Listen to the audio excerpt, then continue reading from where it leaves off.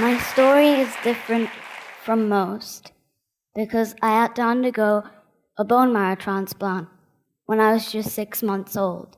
And now I have pulmonary fibrosis, which is a serious lung disease, and my lung capacity is now only 20%.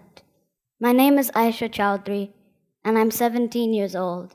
And today, I'd like to talk about what really matters most to me in life. Now, life can be tough when every single breath you take is a struggle, and the slightest infection causes a serious, life-threatening exacerbation. And the last one for me was in November last year, when I went from being able to walk around freely and go to school to suddenly being bedridden, unable to turn over in bed without getting out of breath. And I must confess that I did wonder if I was going to die. And I would have sleepless nights, just thinking, tossing and turning, with this idea that soon I may be gone. And if that's going to happen, what's the point of anything? I'd think about this for hours and get nowhere. But then it suddenly struck me that I'm not really alone in all of this. Is it not true that not just me, but all of us are going to die one day? Yes, all of us are going to die. I'd like you all to just think about that for a moment. In the next 100 years, all of us sitting in this room today will be gone, just at different times, some sooner than the others. So then, if death is the ultimate truth, what should really matter most in life? The only thing that matters to me is being happy. And happiness is a choice one makes. It's simply an attitude. I can either choose to be happy and try to smile through all of my difficult times, or I can choose to be miserable and get overwhelmed by it all. Now, it's not that by being miserable, I'm going to get any better. So I may as well choose to be happy. And if I have to have pulmonary fibrosis, I choose to have a happy pulmonary fibrosis. Now, I'd like to share with you a few difficult moments in the recent past where I've chosen to be happy. This year, I was quite unwell, and I had to undergo several medical tests. And one such test was a sleep study, done to check if my oxygen levels were okay when I sleep. And this picture was taken right before the study. And you can see that I'm almost trapped in a bunch of wires, some stuck to my face and some to my body, to monitor my heart, my brain, and my breathing. Despite all of this, I'm still smiling because I refuse to let this illness get the better of me. I just won't let it. And I chose to find humor in observing the man who was doing my sleep study.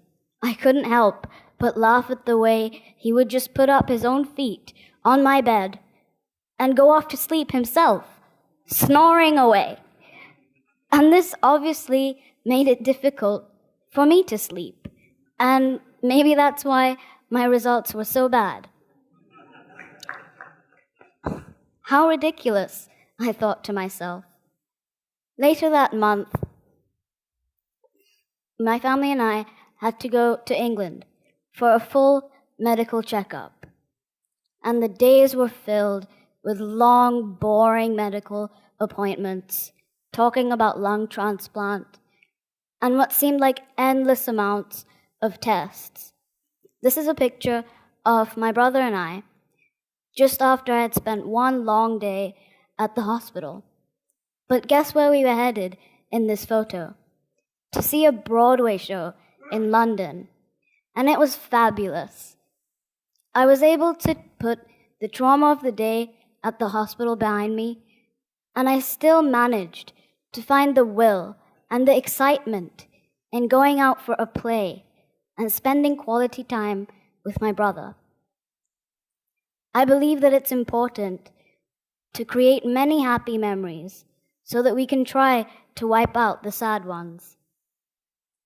After having quite an unpleasant summer with all of these medical issues, my family and I decided to take a holiday to the Maldives. And there was so much to do in the Maldives. But of course, my health didn't permit me to do a lot of the things that I wanted to.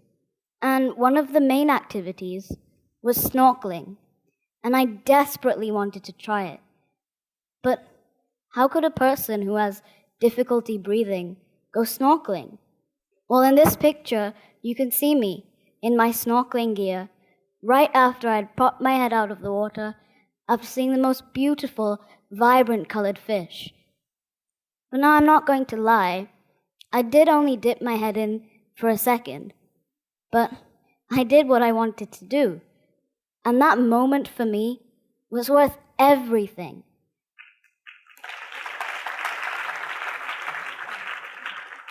And I felt extreme happiness and was even surprised at myself for doing something that everyone wasn't sure was really possible. So happiness is clearly a choice one can make. No matter what, no matter where, you can find it if you look for it.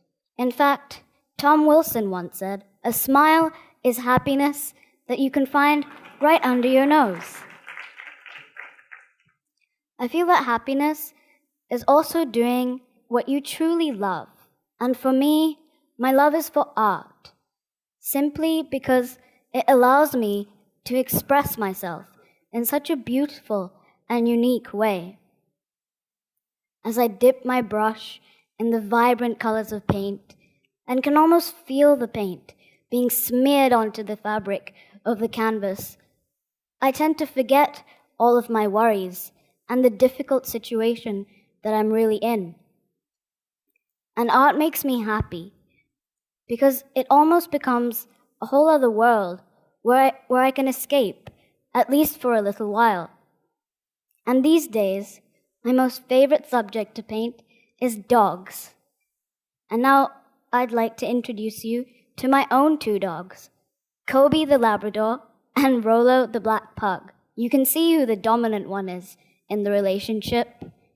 I find it so interesting that even though they can't speak a word, dogs can become the closest thing to your heart, your very best friend and your companion. I love to observe them and try to figure them out, and I can't help but get inspired. Dogs are so similar to humans, yet they carry qualities that we humans struggle to achieve at times. Dogs can find happiness in the smallest of things. Dogs are delighted with a walk, ecstatic with a small treat, and in heaven when you tickle their belly. Now I'd like to share with you a few paintings I've done recently that were inspired by these two guys.